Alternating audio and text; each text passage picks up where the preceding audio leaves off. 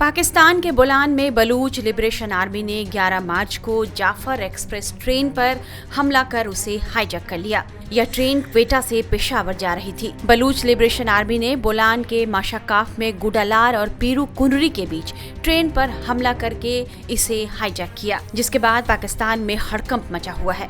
Baloch liberation army ने जिस train को हाईजैक किया उसका वीडियो भी सामने आ गया है। ट्रेन में 400 से ज्यादा यात्री सवार थे, जिनमें ज्यादातर सैनिक और पुलिस कर्मी थे जो रमजान पर छुट्टियों में घर जा रहे थे।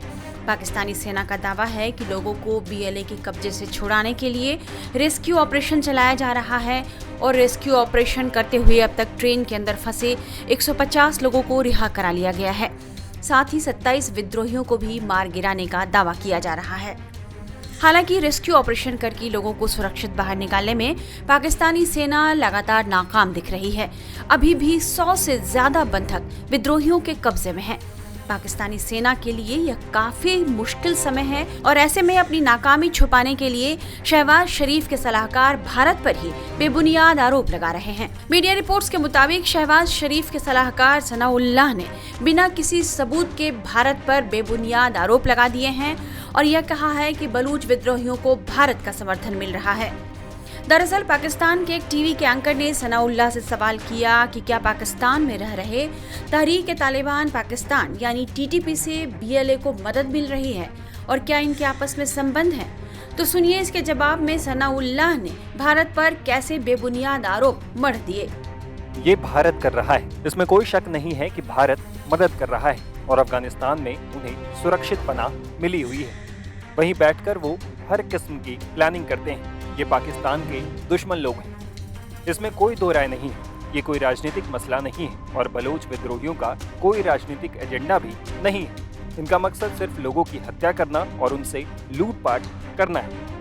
वहीं बलूचिस्तान में सैन्य बलों की ज्यादती को लेकर सनाउल्लाह से जब सवाल पूछा गया तो सुनिए उन्होंने क्या कहा। बलूचिस्तान में इस तरह की कोई कार्रवाई अरसा पहले से होती रही है। बात सिर्फ ये है कि अब अफगानिस्तान में उन्हें पनाहगाह मिल गई है। उन्हें हर तरह से वित्तीय मदद भी मिल रही है। उन्हें ये सुविधा भी दी गई है कि वो जाएं, सीमा पार करें और अपनी कार्रवाई करके वापस आ जाएं। अफगानिस्तान में तालिबान के आने से पहले उन्हें ये सुविधा नहीं थी, लेकिन अब उन्हें हर तरह की सुविधा मिल रही है। पाकिस्तान में जो हालात बने हैं उसकी वजह अफगानिस्तान में ऐसी सरकार का होना है जो इन्हें हमले की प्लानिंग के लिए जगह और पैसा दे रही है। दूसरी तरफ भारत के रक्षा विशेषज्ञ बलूच लिबरेशन आर्मी के इस कदम को लेकर क्या सोचते हैं, ये भी सुनना जरूरी है। कि हम सबको पता है कि पाकिस्तान और बलूच लिबरेशन आर्मी इनके बीच ये सालों से चलती आ रही दुश्मनी है। अब बलूचिस्तान लिबरेशन आर्मी, ये आर्मी क्यों फॉर्म हुई थी? ये हुई थी बलूचिस्तान के फ्रीडम के लिए। अब यहाँ पर कुछ बीते महीनों से या कहो सालों से बलूच लिबरेशन आर्मी बहुत ज्यादा स्ट्रांग हो रही थी। इनके पास हथियार भी है, इनके पास लेटेस्ट वेपन्स है। ये सिर्फ इतना ही नहीं बल्कि इनकी आर्मी में एक माजिद ब्रिगेड भी है और एक फतेह स्क्वाड भी है जो अलग अलग ऑपरेशंस कंडक्ट करती है पाकिस्तान आर्मी के खिलाफ। इतना ही नहीं कि पाकिस्तान आर्मी के खिलाफ ऑपरेशंस कंडक्ट करे, उन्होंने हाल ही में कुछ चीनी ऑफिशियल्स के ऊपर भी हमला किया था, उनको भी मार दिया था सिपेक कॉरिडोर के चलते। आज की एक खबर है कि क्वेटा एक्सप्रेस जो ट्रेन है जो चलती है क्वेटा से जाफर एक्सप्रेस जो चलती है क्वेटा से पेशावर तक, तो इस ट्रेन को बलूच लिबरेशन आर्मी ने बोलान नाम के एक इलाके में इनको हाईजैक किया। हाईजैक बोलिए या वहां पर ये ट्रेन को रुकाया, फायरिंग करी, ये अभी तक हमको पता नहीं चला है। लेकिन वहां से उस ट्रेन में कुछ पाकिस्तानी सैनिक ये छुट्टी पर जा रहे थे रमजान के लिए, तो उनको वो ट्रेन को हाईजैक किया है और वहां से उन सोल्जर्स को इन्होंने हॉस्टेज बनाया है। खबर ऐसी है कि सिर्फ सोल्जर्स को नहीं, बाकी पैसेंजर्स को भी हॉस्टेज बनाया, लेकिन उसमें से महिलाओं को और बच्चों को उन्होंने छोड़ दिया है और बाकी पैसेंजर्स को भी इन्होंने हाईजैक किया है। ऐसी भी खबर है कि 6 पाकिस्तानी सोल्जर्स को मार गिराया है। अब देखिए, बलूचिस्तान पे पाकिस्तान आर्मी सालों से बहुत जुल्म ढारी थी और बहुत ज्यादा ये निग्लेक्टेड एरिया था पाकिस्तान सरकार के द्वारा, और पाकिस्तान की जो आर्मी थी वो बहुत टॉर्चर कर रही थी बलूचिस्तान के लोगों पर। तंग आकर ये बलूच लिबरेशन आर्मी ने अपनी एक फ्रीडम स्ट्रगल शुरू करी। अब यहां पर इन हॉस्टेजेस को जैसे ही बलूचिस्तान लिबरेशन आर्मी ने अपने कब्जे में रखा, ऑपरेशन शुरू हो गए। पाकिस्तान की मिलिट्री आ गई और पाकिस्तान अपने एयर ऑपरेशंस भी शुरू किए, ड्रोन ऑपरेशंस भी शुरू किए। लेकिन खबर ऐसी है कि इन ऑपरेशंस को भी पीछे हटाया जा रहा है क्योंकि बलूच आर्मी ये बहुत ज्यादा तगड़ी हो गई है। वार्निंग दी गई है पाकिस्तान आर्मी को और पाकिस्तान सरकार को कि अगर ये एयर ऑपरेशंस रुके नहीं तो इन सारे पैसेंजर्स को मार दिया जाएगा जान से। अब आगे देखना यह है कि बलूचिस्तान लिबरेशन आर्मी की डिमांड क्या है, कि किस उद्देश्य के साथ इन्होंने ये हाईजैक किया है और किस उद्देश्य के साथ इन सैनिकों को अपने कब्जे में रखा है। ना कि सैनिकों को ऐसे कहा जाता है कि पैसेंजर्स को भी रखा है। अब ये देखिए कि यहां पर इतनी बढ़िया इंटेलिजेंस इंफॉर्मेशन मौजूद थी बीएलए के पास कि इनको ये पता था कि इस समय पर यहां पर ये ट्रेन आती है और यहीं पर हम उनको हाईजैक कर सकते हैं, यहीं पर हमला कर सकते हैं। तो इसका मतलब है ये वेल प्लान्ड ऑपरेशन था और इतना तगड़ा ऑपरेशन ये बलूचिस्तान ने किया हुआ है कि पाकिस्तान आर्मी ये पूरी मोबिलाइज हो गई है और अभी एक्शन और ऑपरेशन शुरू है।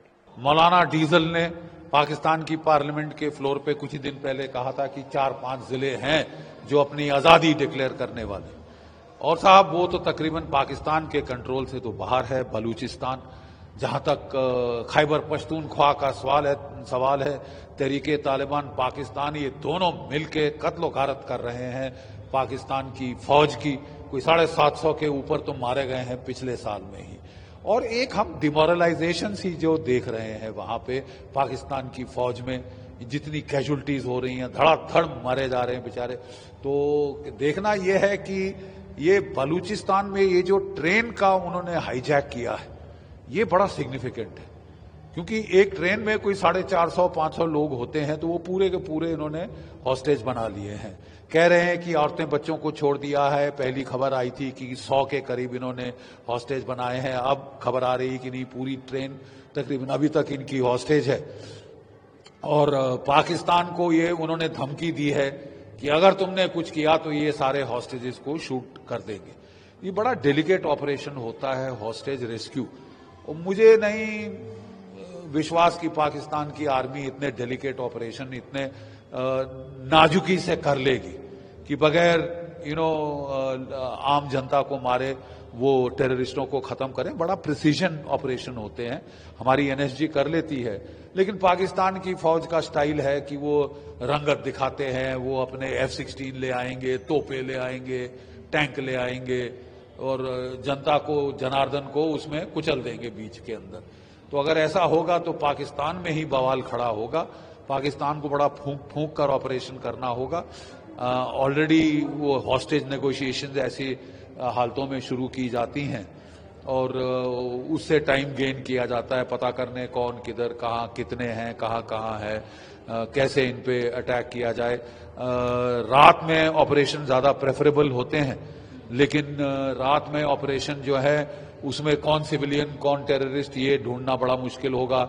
शायद इनको डे लाइट में करना पड़ेगा। इन्होंने ट्रेन में आग तो लगा ही दी है, तो ये काफी हैम हैंडेड ऑपरेशन मुझे लगता है पाकिस्तान की फौज करेगी, जिससे सिविलियन बेवजह मारे जाएंगे और ज्यादा गफलत बढ़ेगी। पाकिस्तान की फौज को आपको याद होगा 1971 के बाद पहले तो जनरल टिक्का खान साहब ने बुचर ऑफ बांग्लादेश का टाइटल अर्न किया था वहां पे कत्लोगारत करके। फिर वो बलूचिस्तान 1973 में वो फिर बुचर ऑफ बलूचिस्तान के नाम से वो ख्यात हुए थे। अपनी फौज के साथ पागलों की तरह टूट पड़े थे आम जनता, आम आवाम पे। अब ये नहीं चलेगा साहब, क्योंकि अब पाकिस्तान को अगर वो ऐसी हरकतों से बाज नहीं आए, जेनोसाइडल मारकाट, औरतें बच्चे मारने, सिविलियंस मारने, जब तक वो बंद नहीं करेंगे, प्रॉपर काउंटर इंसर्जेंट ऑपरेशन नहीं करेंगे पिन पॉइंटेड, उसमें साहब आपको सर्जन नाइफ लगाना पड़ता है। वो क्या कहते हैं, कसाई का झटका नहीं आप मार सकते। बट पाकिस्तान की फितरत रही है कि जब भी वो काउंटर इंसर्जेंट ऑपरेशंस करते हैं तो पहले तोपें चलाते हैं, F-16 चलाते हैं, सब कुछ चलाते हैं। भारत की फौज ही है जो केवल राइफलों से कंट्रोल करती है, उसमें बेवजह नुकसान नहीं होता। क्या पाकिस्तान की फौज ऐसा कर पाएगी? ये बड़े टेस्ट पे है। पूरी दुनिया की आंखें अब बलूचिस्तान की ओर है।